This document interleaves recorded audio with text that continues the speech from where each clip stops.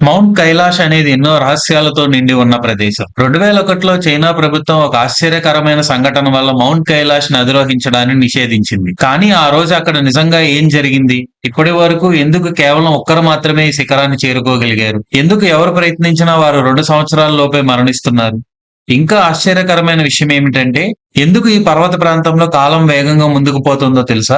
వయసు 2 రెట్లు త్వరగా పెరుగుతుందని చెబుతున్న ఈ ప్రాంతం లోపల శంబాలా అనే ప్రాచీన నగరం నిజంగానే దాగి ఉందా? నాసా పరిశీలించినప్పుడు వారు చూసినదేమిటి? చైనా మౌంట్ కైలాష్ పై హెలికాప్టర్ పంపినప్పుడు ఏం జరిగింది? ఈ రోజు ఈ వీడియోలో ఈ ప్రశ్నలన్నిటికీ మనం సమాధానాలు తెలుసుకుంటున్నాం. కాబట్టి చివరి వరకు వీడియోని చూడండి. 1962లో చైనా, భారత్ మధ్య ఉన్న సరిహద్దు వివాదం యుద్ధానికి దారితీసింది. అందులో భారత్ భారీగా నష్టపోయింది. ఈ యుద్ధ పరిణామం వల్ల చైనా భారత్‌కు చెందిన 72,000 మైళ్ళ భూభాగాన్ని ఆక్రమించుకుంది. ఇందులో కైలాస పర్వతం కూడా ఉంది. భారతీయులందరూ ఈ విషయాన్ని జీర్ణించుకోలేకపోయారు. పార్లమెంట్లో డెహ్రాడూన్ ఎంపీ అయిన మహావీర్ త్యాగి గారు అప్పటి భారత ప్రధాని అయిన జవహర్లాల్ నెహ్రూను కలిసి ఆయన్ని ఒక ప్రశ్న అడిగారు. ఆ ప్రశ్నతో మహావీర్ గారు చరిత్ర పుటలో నిలిచిపోయారు. త్యాగి గారు నేరుగా నెహ్రూని, మీ కళ్ళ ముందే చైనా 72,000 చదరపు మైళ్ళ భూభాగాన్ని ఆక్రమించుకుంది.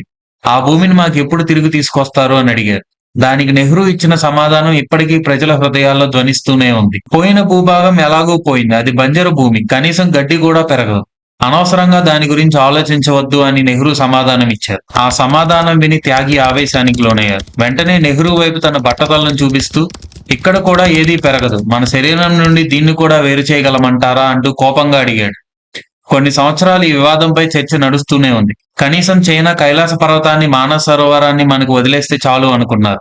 కానీ మన దౌర్భాగ్యం కొద్దీ 1950లోనే సర్దార్ వల్లభాయ్ పటేల్ మరణించారు. ఇక నెహ్రూని అడ్డగించి ప్రశ్నించే వాళ్ళు కూడా లేకపోయారు. మౌంట్ ఎవరెస్ట్ ప్రపంచంలోనే అత్యున్నతమైన శిఖరం. ఇప్పటి వరకు 7,000 మందికి పైగా విజయవంతంగా ఎక్కారు. కానీ మౌంట్ కైలాష్ ఇది ఎవరెస్ట్ కన్నా 2,200 మీటర్లు తక్కువ ఎత్తులో ఉంది. ఇప్పటి వరకు ఒక్కరు మాత్రమే శిఖరాన్ని అధిరోహించడం జరిగిందన్న విషయం మీలో ఎంతమందికి తెలుసు? సరే, ఈ విషయం గురించి మళ్ళా మనం మాట్లాడుకుందాం. ఇప్పుడు కైలాస పర్వతం యొక్క రహస్యాలను తెలుసుకుందాం. పురాణాల ప్రకారం ధనాధిపతి అయిన కుబేరుడి నివాసం కైలాస పర్వత ప్రాంతంలో ఉంది. ఏ వ్యక్తి అయినా తన జీవితంలో పుణ్యకార్యాలు, మంచి పనులు చేసి మరణిస్తే వాళ్ళకి కైలాస ప్రాప్తి కలుగుతుందని అంటారు. అందుకే కైలాస పర్వతాన్ని పరమ పవిత్రంగా భావిస్తారు. సముద్ర మట్టం నుంచి 6,718 మీటర్ల ఎత్తులో ఉంటుంది కైలాస పర్వతం. దీన్ని హిందూ, బౌద్ధ, జైన ధర్మాలు పూజనీయంగా భావిస్తాయి. హిందూ ధర్మం కైలాస పర్వతాన్ని శివపార్వతుల నివాసంగా భావిస్తుంది. శివపార్వతులు ఇక్కడ తపస్సు చేశారన్న నమ్మకం కూడా ఉంది. ఇది కాస్మిక్ యాక్సిస్ అంటే సృష్టి యొక్క కేంద్ర బిందువు అని కూడా చెబుతారు. బౌద్ధ ధర్మంలో పరమానందానికి ప్రత్యేకంగా పిలువబడే బౌద్ధ భిక్షు దేమ్ చోక్ ఈ ప్రాంతాన్ని ఆది దేవతగా భావిస్తారని అంటూ ఉంటారు. అలాగే కొంతమంది బౌద్ధ మతంలో ఈ పర్వతాన్ని తాంత్రిక్ సాంప్రదాయానికి చెందిన పవిత్ర స్థలంగా భావిస్తారు. జైనులు ఈ పర్వతాన్ని అష్టాపద పర్వతంగా పిలుస్తారు. వారు నమ్మే దాని ప్రకారం ప్రథమ తీర్థంకరుడు అయిన రిషభదేవుడు ఇక్కడే మోక్షం పొందాడని నమ్మకం ఉంది. అతని కుమారుడు భరతుడు అతని స్మారకంగా ఇక్కడే అష్టాపదను నిర్మించాడని చెబుతారు. ఏదేమైనా సరే మన దేశానికి ఈ కైలాస పర్వతం పరమ పవిత్రమైనది. 1999లో రష్యాకు చెందిన ఎర్న్స్ట్ మొల్దషేవ్ కైలాస పర్వత రహస్యాలను ఛేదించడానికి తన బృందంతో సహా ఇక్కడికి చేరుకున్నారు.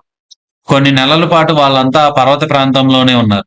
వాళ్ళలో భూవిజ్ఞాన శాస్త్రజ్ఞులు, చరిత్ర పరిశోధకులు, వైద్యులు, ఫోటోగ్రాఫర్లు కూడా ఉన్నారు. వీళ్ళు టిబెట్ లోని లామాను కూడా కలిశారు. ముల్దషేవ్ ఈ రహస్యాన్ని where did we come from అన్న పుస్తకంలో విశేషంగా పొందుపరిచారు. ఆ పుస్తకం వల్ల ఎన్నో ఆశ్చర్యకరమైన విషయాలు మనకు తెలుస్తాయి. అందులో ఈ కైలాస పర్వతం మానవ నిర్మిత పిరమిడ్ గా అభివర్ణించబడింది. ప్రాచీన కాలంలో దీన్ని నిర్మించారు. చిన్న చిన్న పిరమిడ్లతో ఈ ప్రాంతం నిండి ఉంటుంది.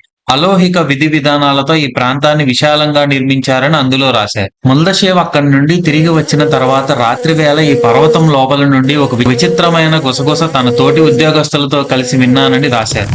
అలాగే రాళ్లు పడుతున్న శబ్దం కూడా స్పష్టంగా విన్నాను అని ఉంది. కైలాస పర్వతం నడిబొడ్డులో ఒక స్వరం వినిపించింది. ఈ పిరమిడ్ల లోపల ఎవరో నివసిస్తున్నారని కూడా ఆయన కనిపించింది. కాలం కూడా చాలా వేగంగా పరిగెడుతున్న ఈ అద్భుత దృశ్యానికి సాక్ష్యం ఈ పర్వతం అని కూడా రాశారు.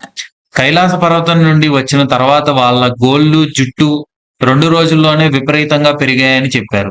సాధారణంగా ఇవి పెరగడానికి కొన్ని వారాల సమయం పడుతుంది.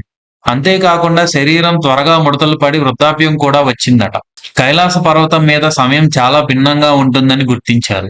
ఈ పర్వతం మీద ఏవో అదృశ్య శక్తులు ఉన్నాయని కూడా వారు గమనించారు. ఇవి మానవ శరీరం మరియు మనసును లోతుగా ప్రభావం చేస్తుంది. ఎర్నెస్ట్ తన జ్ఞాపకాలలో రహస్యమైన సంఘటన గురించి ప్రస్తావించారు. ఒకసారి ఒక సైబీరియన్ మౌంటైన్ క్లైంబర్ వాళ్ళని కలిశాడు. అతను ఈ పర్వతంపై ఒక నిర్దిష్ట ప్రాంతానికి వెళ్ళేసరికి అకస్మాత్తుగా అతనికి వృద్ధాప్యం ఆవహించింది. ఆ తర్వాత ఒక ఏడాదిలోపే అతను వృద్ధాప్యం వల్ల మరణించాడు. ఈ సంఘటన కైలాస పర్వతాన్ని మరింత అద్భుతంగా, అద్వితీయంగా చూడడానికి కారణమైంది. ప్రపంచంలోనే అత్యంత రహస్యమైన కైలాస పర్వతం మీద ఉన్న 2 సరోవరాల గురించి మాట్లాడుకుందాం. ఒకటి మానస సరోవరం, 2 రాక్షస సరోవరం. రెండూ పక్కపక్కనే ఉంటాయి. ఈ ఒకే ప్రాంతంలో ఉన్న ఒకదానిలో నీరు స్వచ్ఛంగా ఉండగా, మరొక దాంట్లో నీరు ఉప్పగా ఉంటుంది. మానస సరోవర సరస్సు ప్రశాంతతను కలిగిస్తుంది. అది ఎప్పుడూ ఆహ్లాదపరిచేలా ఉంటుంది. కానీ రాక్షస సరోవరం ఎప్పుడూ అల్లకల్లోలంగా ఉంటుంది. 2 సరస్సులు ఒకే భౌగోళిక ప్రాంతంలో ఉన్నప్పుడు రెండిటి మధ్య ఇంత వ్యత్యాసం ఎలా వచ్చింది అన్నది ఇక్కడ ఆలోచించాల్సిన విషయం. మానస్ సరోవరకు నీరు బయటకు ప్రవహించే మార్గం ఉంది. కానీ రాక్షస సరోవరానికి లేదు.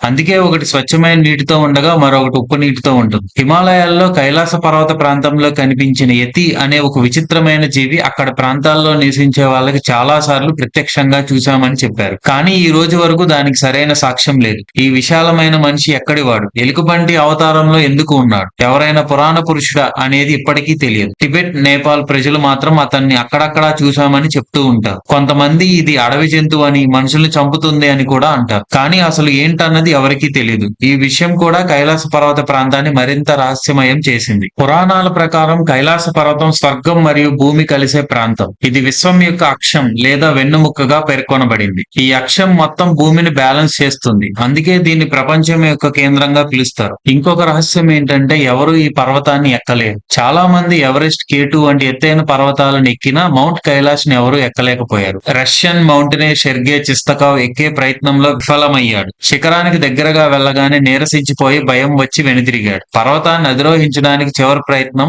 2001లో జరిగింది. ఆ సమయంలో చైనా తన వైపు నుండి స్పెయిన్ కి చెందిన కొంతమంది మౌంటైనర్స్ ని కైలాస పర్వతం అధిరోహణకు అనుమతిచ్చింది. కానీ వీళ్ళు కూడా అక్కడ చిన్న పర్వతాన్ని కూడా ఎక్కలేకపోయారు. కైలాస పర్వతం పరమ పవిత్రమైనది. దాన్ని అధిరోహిస్తే దేవతలను అవమానించినట్టేనని భావిస్తారు. ఆ తర్వాత కైలాస పర్వతం అధిరోహించడానికి ఎవరిని అనుమతించలేదు. చాలా ఆంక్షలు కూడా పెట్టారు. మానవులు ఎంత అభివృద్ధి సాధించినా కొన్ని విషయాలు అతీతంగానే ఉన్నాయని, అందులో కైలాస పర్వతం కూడా ఒకటి అని అంటారు. 11వ శతాబ్దంలో టిబెట్ కి చెందిన బౌద్ధ సన్యాసి మిలారెపా ఈ పర్వతాన్ని చేరుకోవడానికి ఒక్కొక్క సాధన చేస్తూ సఫలమయ్యారు. అతను గొప్ప యోగి. తీవ్రమైన ధ్యానం చేసి తన తపస్సు యొక్క బలంతో ఈ దైవిక పర్వతాన్ని అధిరోహించారు. అప్పటి నుండి ఈ పర్వతంలోని చిన్న భాగాన్ని కూడా ఎవరూ ఎక్కలేకపోయారు. అయితే మిలారెపా అధిరోహించినప్పటికీ ఈ విషయం ఎక్కడా ప్రస్తావించలేదు. అందుకే ఈ విషయం రహస్యంగానే మిగిలిపోయింది. చివరిగా చైనా హెలికాప్టర్ పంపించింది ఈ పర్వతం మీద. తొలుత అన్ని బాగానే అనిపించాయి. కానీ పర్వతం దగ్గరగా వెళ్లగానే ఆకాశం చీకటిగా మారి ఉరుములు, మెరుపులతో మంచు పడడం ప్రారంభమైంది. కంపాస్ పనిచేయకపోవడం, దిక్కులు తప్పిపోవడం వంటివి జరిగాయి. చివరికి వారు వెనుదిరగాల్సి వచ్చింది. చైనా విఫలమైన తర్వాత అమెరికా అంతరిక్ష సంస్థ నాసాకి ఈ పర్వతం మీద ఆసక్తి పెరిగింది. 2015లో ఒక ఉపగ్రహాన్ని కైలాస పర్వతం వైపు గురిపెట్టి వాటి రహస్యాన్ని తెలుసుకోవాలని అనుకుంది. ఆ పరిశోధనలో వచ్చిన ఫలితాలు మరియు ఫోటోలు చూసి అత్యంత ఆశ్చర్యం పొందారు. కైలాస పర్వతం మీద ఒక రూపం కనిపించింది. ఆ పర్వతాలపై ఒక మూర్తి ధ్యానంలో కూర్చున్నట్టు ఉంది. ఈ అద్భుతమైన దృశ్యం ప్రపంచాన్ని ఆశ్చర్యపరిచింది. కొంతమంది ఆ మూర్తిని శివుడితో పోలిస్తే మరి కొంతమంది శివుడే ధ్యాన ముద్రలో ఉన్నాడని చెబుతున్నారు. అయితే అదేంటో ఎవరికీ తెలియదు.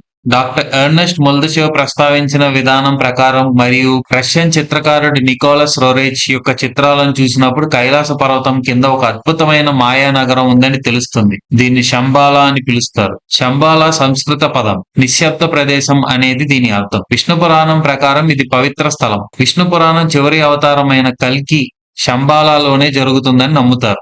అయితే ఈ నగరాన్ని కేవలం పుణ్యాత్ములు మాత్రమే చూడగలరని, యోగులు ధ్యానం చేసే వారికి మాత్రమే అదృష్టం ఉంటుందని అంటారు. అయితే శంబాలా నగరం యొక్క రహస్యం ఇక్కడే ఆగిపోలేదు. మన పురాణ కథల ప్రకారం చిరంజీవులైన హనుమంతుడు మరియు అశ్వత్థామ ఈ నగరంలోనే ఉన్నారని అంటారు. అక్కడ నివసించే వారికి అసాధారణ బుద్ధి, అత్యాధునిక సాంకేతికత ఉన్నాయని అంటారు. వాళ్ళు టైం ట్రావెల్ అలాగే టెలిపోర్ట్ కూడా చేయగలరని, ఏలియన్స్ తో సంబంధం కూడా కలిగి ఉంటారనేది ఒక కథనం. ఇక్కడ నివసించే వారికి అసంభవం అన్నదే లేదు. ఎందుకంటే వీళ్ళు భవిష్యత్తును చూడగలుగుతారు. కైలాస పర్వతం అడుగు బాగానే ఉన్న ఈ నగరం ఎప్పటికీ రహస్యమే. ఎందుకంటే ప్రకృతికి, ఆధ్యాత్మికతకు, సాంకేతికతకు ఈ నగరం ఎంతో ప్రత్యేకంగా నిలుస్తోంది. ఏది ఏమైనా కైలాస పర్వతం ఒక అద్భుతం. ఆధ్యాత్మిక ప్రదేశంగానే కాదు, సైన్స్ కు కూడా అందని రహస్యాలు, శాస్త్రవేత్తలకు సంబంధించిన విషయాలు ఎన్నో దీంట్లో దాగి ఉన్నాయి. ఇలా చెప్పుకుంటూ పోతే ఎంత చెప్పినా ఇంకా మిగిలే ఉంటుంది ఈ పర్వతం గురించి. జీవితంలో ఒక్కసారైనా కైలాస పర్వతాన్ని చూడాలి అనుకునే వాళ్ళు మన భారతదేశంలో 100% ఉంటారేమో. ఈ వీడియో నచ్చినట్టయితే లైక్ చేయండి, షేర్ చేయండి. ఇప్పటికీ మన ఛానల్ సబ్స్క్రైబ్ చేయనట్లయితే